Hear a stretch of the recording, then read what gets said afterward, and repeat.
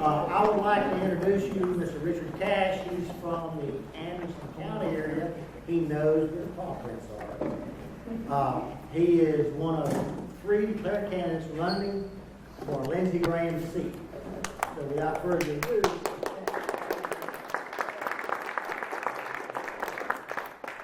Is there a way to kill the lights or at least dim them some? The video will show up a little bit better if it's not quite so bright in here. I hate to, we can turn them all the way off. I'm not sure how to work this pen. You can turn them off, Bill, just don't pinch anybody. Go ahead and start the video. There you go.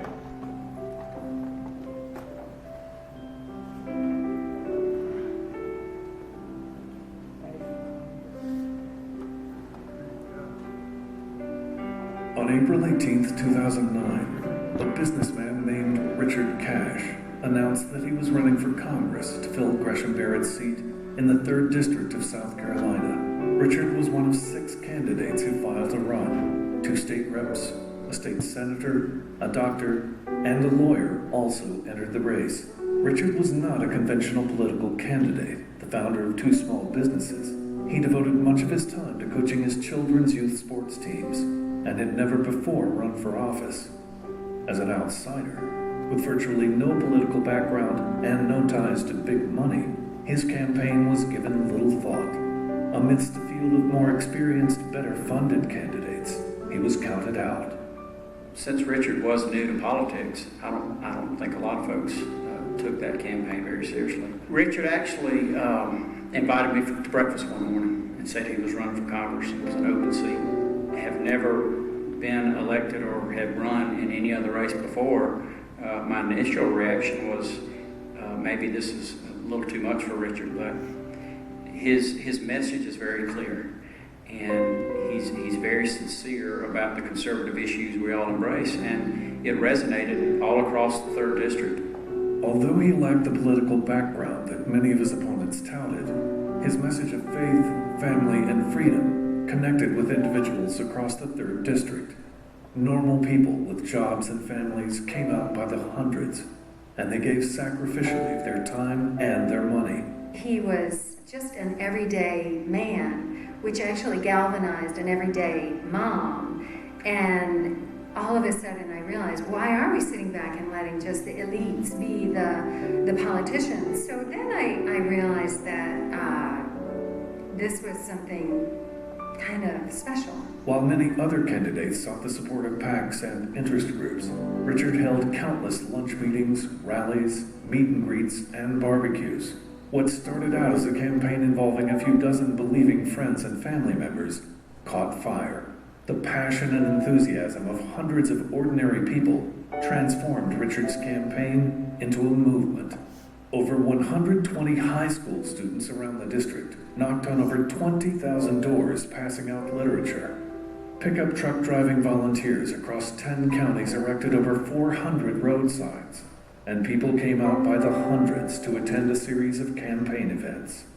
Well, people are busy, and folks have several things to do every night, and a lot of times people get off work and they just want to go home. And to have a message that would attract several hundred people like Richard did was impressive. To have a campaign this big in a congressional seat and have the door-to-door and the volunteer network that Richard had was very incredible. I've never seen a grassroots ground campaign on even a local level or a county council level. I've been watching politics for a long time. It was very much the hands and feet part of the grassroots campaign, where all of us would just go door to door. Near the end of it, we did lots of sign waving. Heavily outspent going into the primary, Richard and hundreds of volunteers waited anxiously as election results poured in from across the district. The unconventional candidate with the underfunded campaign shocked the political establishment, winning the primary with 25% of the vote. When Richard Cash made it into the runoff, people were enthralled, just ecstatic. It was extremely rewarding, I know, for all involved. And grassroots can take you a pretty far way, can't it? Because Richard did win the primary. And talk about the non-conventional candidate coming out of nowhere and scaring the daylights out of me. Richard did it. Richard did it. After 2 weeks of furious campaigning in a runoff, Richard was narrowly beaten by Representative Jeff Duncan. After thanking his supporters and congratulating Representative Duncan, Richard returned to his family and his businesses. Although he had lost the race, his campaign had demonstrated the formidable power of everyday people rising up.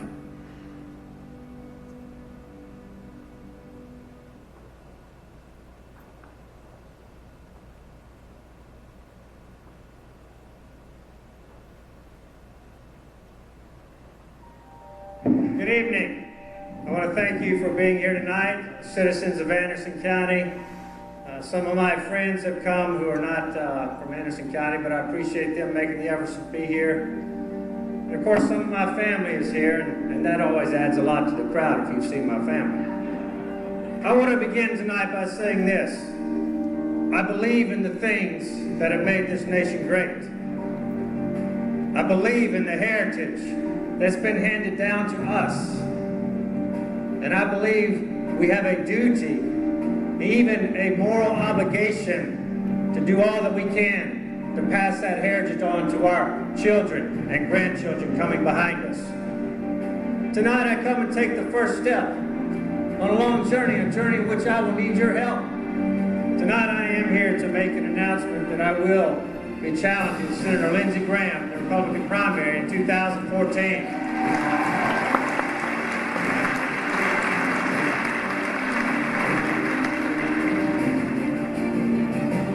The movement begins. The movement continues. For more information, visit richardcashforsenate.com.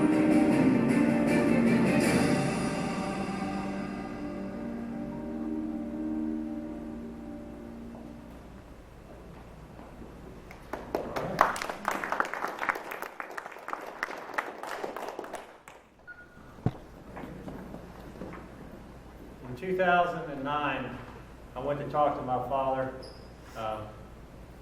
And I told him I was going to run for Congress. And he didn't really understand that. I've never been involved in politics. I'd never run for anything. And he said, why would a family man like you want to go to Washington, D.C.? And the answer was fairly simple. It's because I'm a family man that I feel compelled to go to Washington, D.C. It's not about me. This election really is about the future of our country, which direction our nation is going to go in coming years. And as I said on that little video, it's about what kind of a legacy in a country are we going to leave to our children and to our grandchildren. Now, I don't have any grandchildren yet. You can imagine that I might have just a few. My wife and I have been blessed with 8 children, and we have a happy family. I'm not trying to go to Washington because there's just something up there that I need to be happy, folks. I've got a pretty good life. But when I look at the country and the direction the country's going and where it's come from in the past 50 years, and I try to imagine where it's going to be 50 years from now, the simple truth is I can't even imagine where America's going to be or what it would look like in 50 years, going in the direction it's going at the rate at which it's going. And I try sometimes. I try to imagine. I can't. I think we are fundamentally going in the wrong direction. We're moving from capitalism towards what? Communism. Socialism, communism, same thing in my mind. Nazism, so it's just communism. You know, 5 days before he was elected, President Obama said, what? He said, we're 5 days away from fundamentally transforming the United States. Well, here I give the man credit. He actually believes what he believes. So often we look at our Republican leaders and we wonder, do they actually believe what they say they believe? There's a man in the White House who does. He believes in what he called the redistribution of income. Not equal opportunity, but equal what? Outcome. That's what he believes about economics. That's why we are having a government shutdown over his signature piece of legislation, Obamacare. He wants the government controlling 1/6 of the economy. Now, I'm with Ted Cruz. I'm with the House Republicans. If we can't fight over this, what are we going to fight over? If we can't fight over this, then what's the point of having a Republican Party? Exactly. We're moving from the direction of capitalism towards socialism. We're going towards Europe. Towards Europe. That's what they look like. We have been given a constitutional republic. Now, there's two things about the Tea Party that I've always been in great agreement with, which is why I had so much Tea Party support in 2010.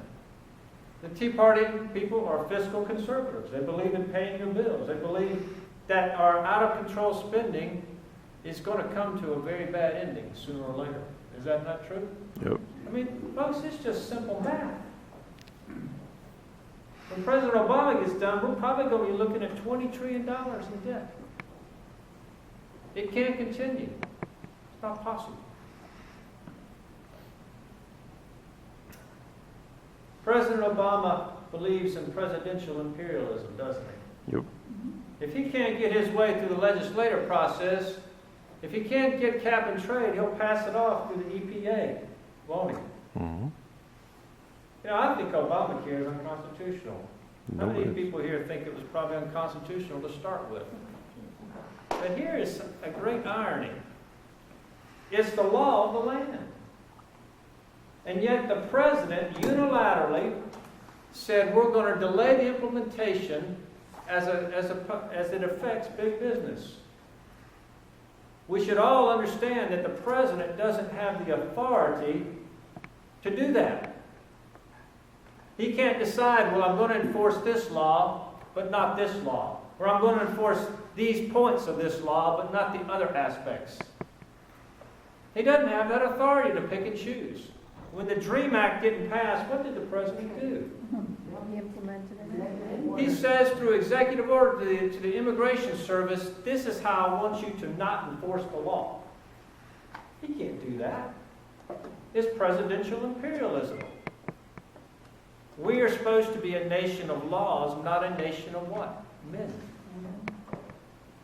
This is where we came from 400 to 500 years ago, from being nations that were ruled by men and raw power to nations that were ruled by law. And now we're devolving back to where we came from. It should alarm you. It alarms me. Capitalism. The Constitution. The third principle I mentioned is Christianity.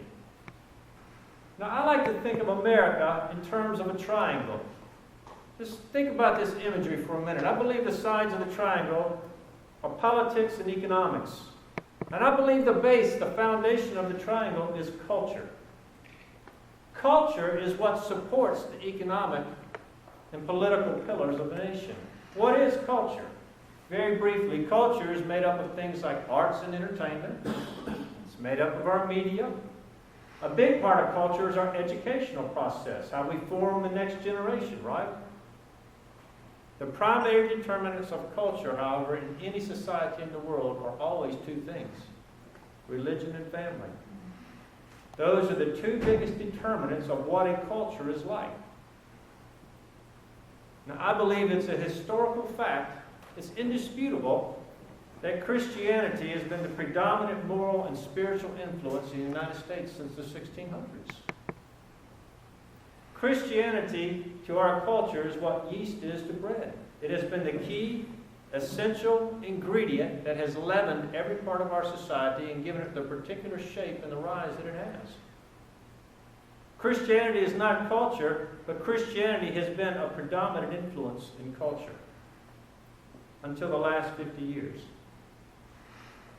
You know, I could talk a long time about how our heritage, and this is how I define our heritage: capitalism, the Constitution, and Christianity. I could talk for hours how each aspect of our heritage is under attack. But I know that to a group like this, there's not that much I have to say. You already know it. That's why you're here. That's why I'm here. We are losing the heritage that we received, and I believe that we have an obligation to try to pass on. What is this nation going to be? What makes America great and exceptional?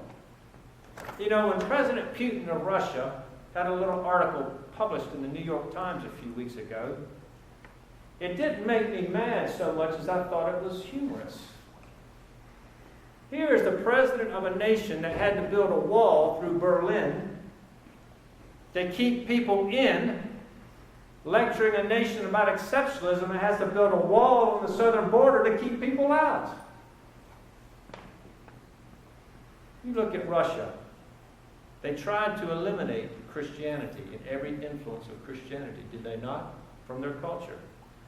They tried a completely socialistic system where you had no more private ownership of property, did they not?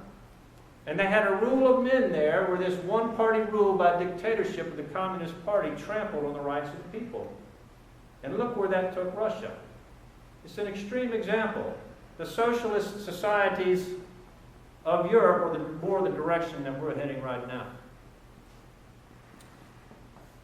I call my campaign Heritage and Hope. And I've described for you what I believe is our heritage that we've received.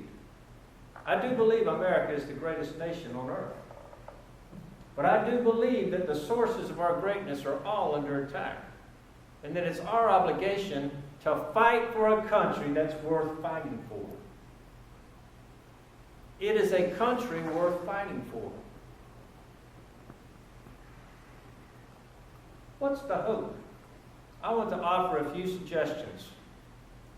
Now, the first thing I will tell anyone is, foremost and foundationally, this nation needs to turn back to God and God's moral law. You know, it's easy to say, God bless America, but do we really believe in God? Is God relevant in America anymore? I believe God is relevant in America. I believe there are certain things, moral absolutes, that are timeless. They're eternal. The Bible says, thou shalt not murder, right? But that's written on your hearts. You don't have the right to take someone else's life, do you? The Bible says, thou shalt not steal, thou shalt not commit adultery, thou shalt not bear false witness. All these things are timeless moral absolutes that any society that's going to survive embraces. In the 1960s, we began to switch from moral absolutes to moral relativism, situational ethics. We began to embrace those ideas, and it's had enormous, widespread, disastrous results in this country. In the 1960s, we began, like Russia, to drive God out of the public square. No more prayer in public school. By 1980, you couldn't even post the 10 Commandments in a public school. Now here's a question for you. Prayer in public schools, the posting of the 10 Commandments, the reading of the Bible, had been going on in this country since the Constitution was ratified up until 1962.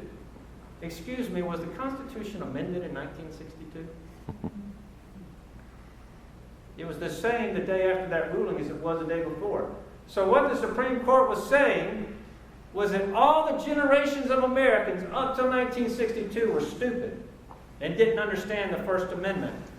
And it came until 1962 until we became enlightened. I don't believe that. I doubt that you believe that.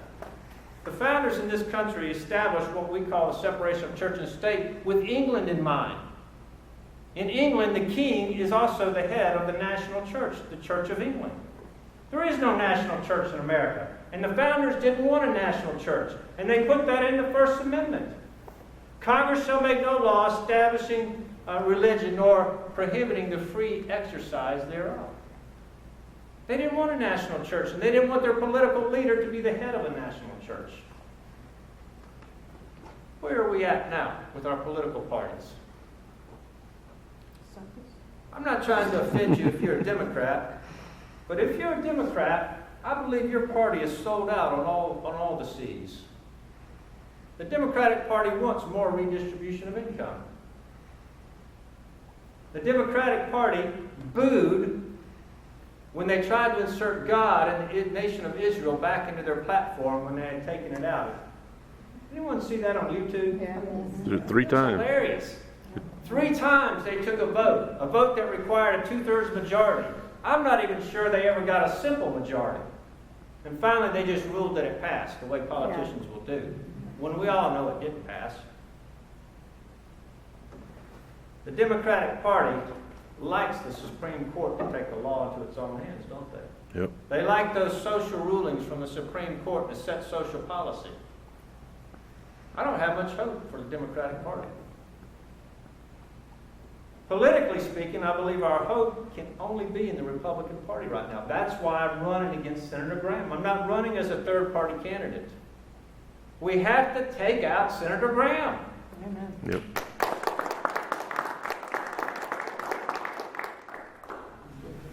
Let's give Senator Graham credit. He is a nationally known figure, and he is one of the chief leaders of the Republican Party. God help us. He is. Yeah. But over here, we had another senator by the name of DeMint. Yeah. When he got to the Senate, he realized very quickly he was outgunned. I mean, he's got all these conservative principles, and he really believes in them. And he's trying to deal with the leadership that doesn't really believe in the party platform. So he says, you know what? I'm going to start a Senate Conservatives Fund, and I'm going to get some help in here. Do you know he was going against the party leadership to do that? You know that? Yep. He was rocking the boat. They didn't like, Senator DeMint was not liked by the Republican leadership. But He told me that Mitch McConnell wouldn't even take his phone calls. that doesn't surprise me. That doesn't surprise me in the least. I mean, we can see, the problems in Washington. So he went out and he helped elect Marco Rubio, Rand Paul, Ted Cruz, Mike Lee. He helped elect all those guys. And so this is where we've arrived at. We've got this group over here, Ted Cruz and his cohorts, and we've got McCain and Graham and their buddies over here. And the Republican Party is trying to go in two directions, and it won't work. A few years ago, DeMint said something that really just upset him. He said, I'd rather have 30 senators over here who really believe the stuff we say we believe than 60 over here who don't really believe it. I tell you what, when we get 30 senators like Ted Cruz and Rand Paul and Mike Lee, and I'm not so sure about Rubio anymore, when we get 30 like those guys, they will move the direction of the Senate. They will. You don't have to have a majority. You have to have a determined minority. And I believe those guys will start over. We got to subtract from this column, and we got to add to this column. That's what this election is all about. Senator Graham can be beaten. Back in February, he was at 71% approval rating. I got in this race on April 15th. When I got in this race, they were saying he was a shoo-in. He was riding high. You're wasting your time. There's only 1 out of 3 Republican voters right now who say they're going to vote for Graham no matter who his opposition is. And I can tell you there's about 1 out of 3 who are going to vote against Graham no matter who his opposition is. We have got to win the third in the middle. That's what your group is all about. That's what I'm trying to accomplish everywhere I go. You got to tell people things like this. Senator Graham was the only senator, the only Republican on the Judiciary Committee to vote for Sonia Sotomayor. Because he believes in imperial presidency. He believes in judicial activism, and she was a known judicial activist. South Carolina was disgusted with that vote. That's when I got off the Lindsey Graham bandwagon. Come on! 1 year later, what did he do? He voted the only Republican on this Senate Judiciary Committee, the only one who voted for Elena Kagan.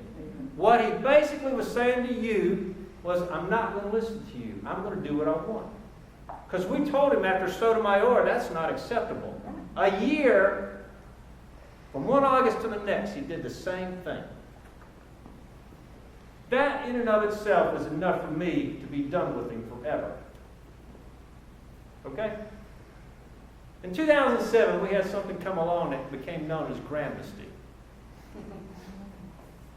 And it infuriated South Carolinians. One of the fundamental principles of conservatism is this: we believe in the rule of law. If we are going to undermine the rule of law in this country, and throw law out, then we are going to have chaos. When people intentionally break the law to come into this country by crossing the border illegally, or when they intentionally overstay their visa, they are lawbreakers.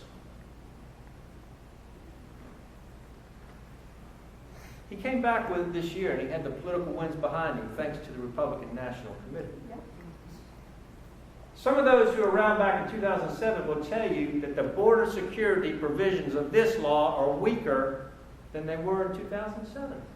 Does anyone here really think that if this immigration reform from the Gang of Eight was passed, that we would have more security? Does anyone here really believe that? They have been promising border security since 1986 with the first amnesty. And all of us should simply say this: no more talk, just do it. Just do it. It's not a matter of can we secure a border, it's a matter of the political will. And he doesn't have the will to do it, and he needs to go.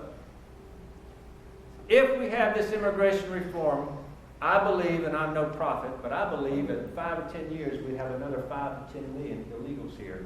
Because what we would be teaching the world is this: just come to America any way you can, and after a while they'll make you a citizen. We've had 3 of the highest decades of immigration in the history of our nation, one after another.